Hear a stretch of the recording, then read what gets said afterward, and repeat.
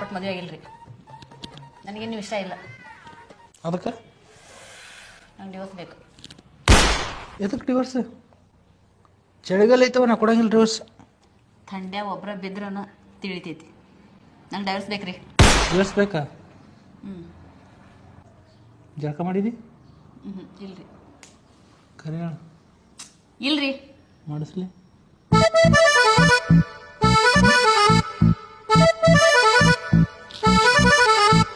ಇಷ್ಟ ಭಾಳ ತ್ರಾಸ ತೊಗೊಳೋದೇನಿಲ್ಲ.